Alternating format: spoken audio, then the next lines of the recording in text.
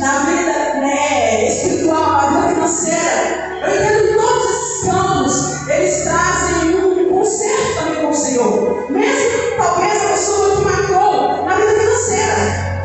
Porque, como a Bíblia é bem clara e verdadeira, o Senhor vai dizer a respeito da fidelidade.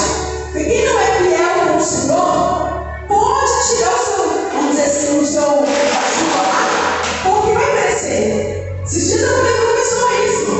Porque não se trata de ser bonzinho, eu vou tentar a mensagem, mas entenda isso, não se trata de ser bonzinho, para entrar no céu, tem que ser fiel ao Senhor em todas as coisas. E eu entendo que tudo quanto o Senhor traz a nós, por mais difícil que seja, não é impossível. E como igreja nós precisamos tomar posse, entender, e até mesmo tomar vergonha na cara em nome de Jesus Cristo, e nos posicionar diante de Deus. Nós não estamos servindo a imagens. Nós não estamos servindo a um Deus que não é presente. Aleluia.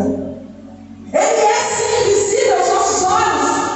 Porque no momento que nós não podemos ver, nós não temos esse corpo ainda transformado para ver. Mas Ele é presente. E isso precisa firmar-se, aleluia, em nossos corações, para que nós venhamos entender o que o Senhor requer de nós e através de nós, em nome de Jesus. Nós não podemos nos conformar com o dia que foi, porque passou. Nós não podemos nos conformar com o momento que foi, porque já passou. Nós precisamos, aleluia, seguir avante, aleluia, em tudo quanto o Senhor nos chama a nossa atenção, para que nós nos posicionemos, para que nós venhamos ser ajustados conforme a vontade do Senhor. Aleluia. Porque ainda nós não estamos bons. A palavra de Deus tem clara aqui. O Senhor trazendo a representação dele. E eu achei maravilhado, eu fiquei maravilhado no caso, quando o pastor leu aqui Salmo 81, verso 10, que fala também a respeito da grandeza de Deus e posicionamento do homem. Não apenas o homem de Israel, mas o homem do século XXI, os gentios que assim confessaram a Jesus como o único suficiente Salvador e Senhor.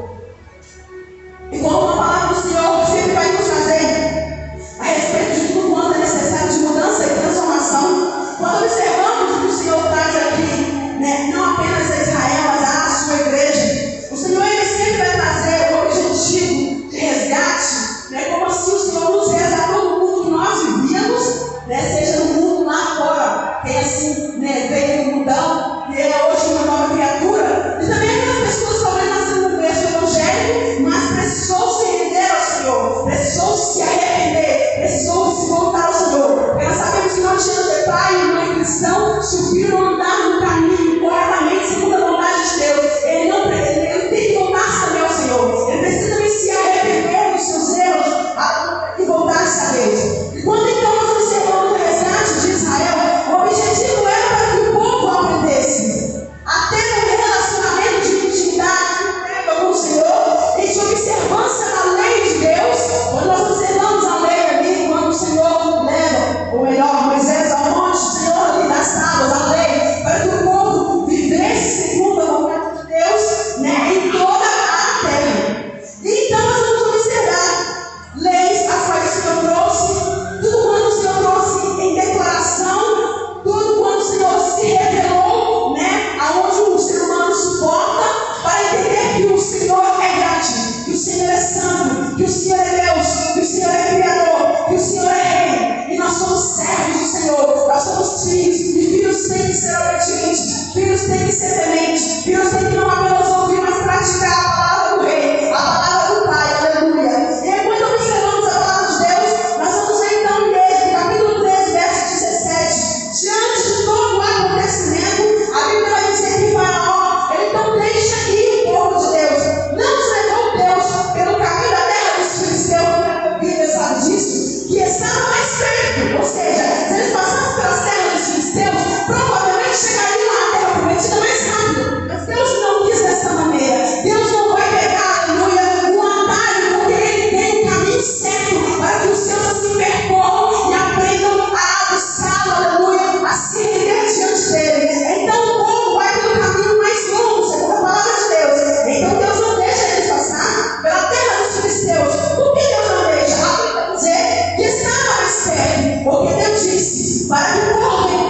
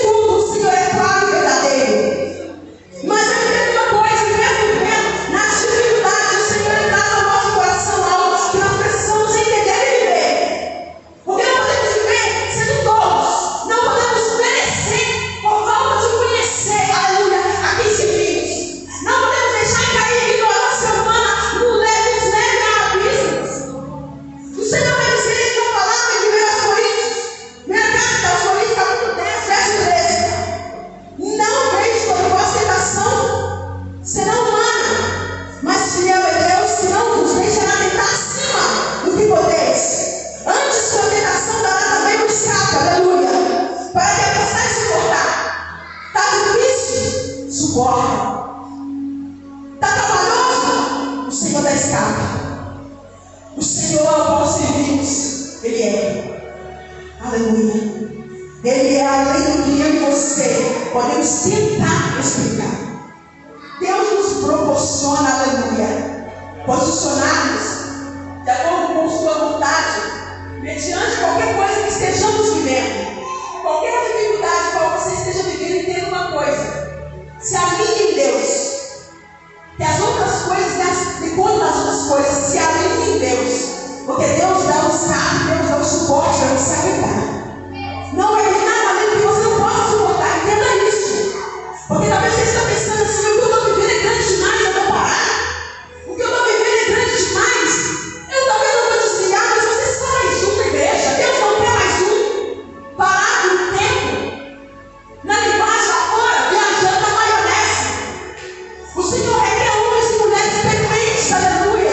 Obedientes, voltados a ouvir, aleluia. Em meio a furacões que talvez estejam ao seu redor. Mas no meio do seu ouvido, mesmo que volta, se está tendo a voz de Deus. Para que nós nos posicionemos a cada dia mais e mais, de maneira prudente, a agradar ao Senhor, aleluia.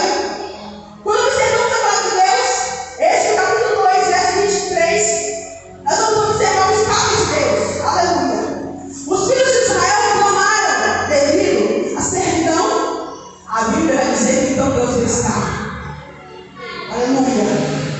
A palavra de Deus vai dizer que quando Israel estava no Egito, 10 pragas atingiram os egípcios. Israel teve escape, glória a Deus. A palavra de Deus vai dizer que Israel passa pelo meio de um mar seco. Os egípcios vieram atrás, mas Israel teve escape. Louvado seja o Eterno. Glorificado seja Deus. Todo momento nós podemos observar Deus demonstrando o seu poderio, Deus demonstrando o ser Pai, Deus demonstrando o ser Santo, Deus demonstrando, aleluia, o ser amigo em todo o tempo. Nas suas dificuldades, nas suas aflições, eu tenho certeza que Deus tem cuidado de você. Porque se Deus não estivesse cuidando de você, nem aqui você estaria. Mas o Senhor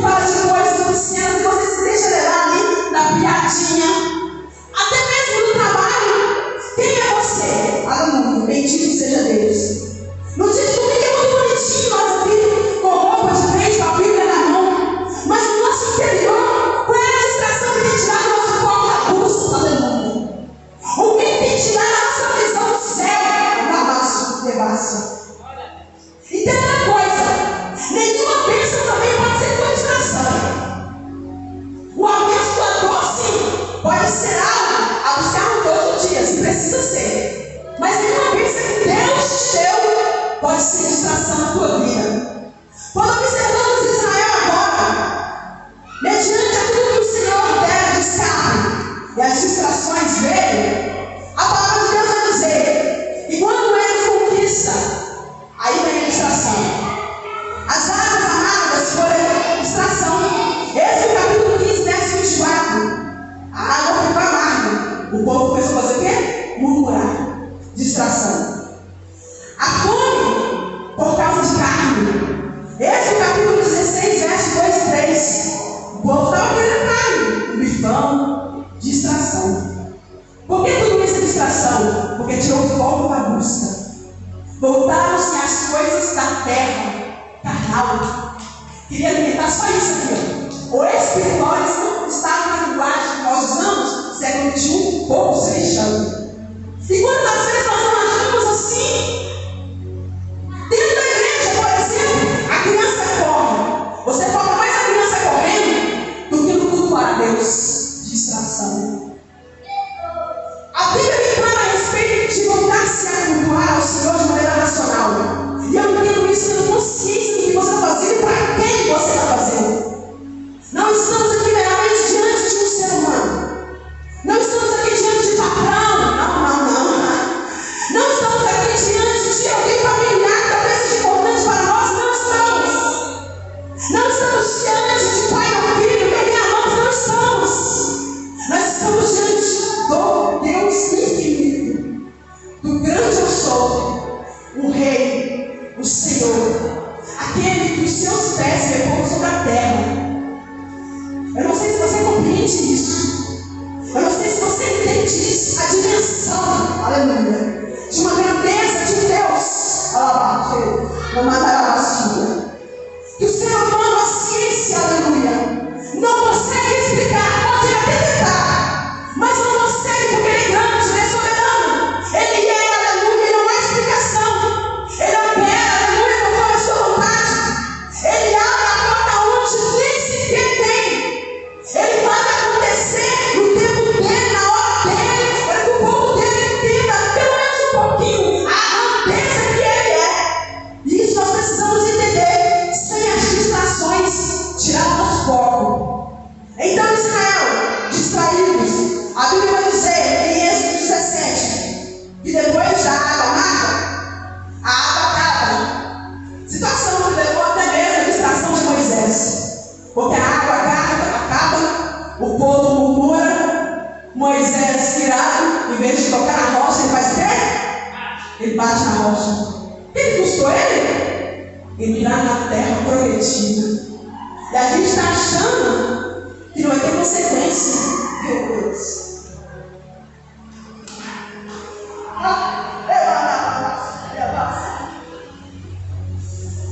Que nada tire o nosso foco do céu. Que nada seja maior do que Ele é. Distração, irmão. Meditando na palavra de Deus, eu entendi uma coisa na minha casa. E talvez você também não entendeu até hoje. Distração não é novidade. Não é novidade. Não é novidade que o vizinho tenta tirar tua paciência. Não é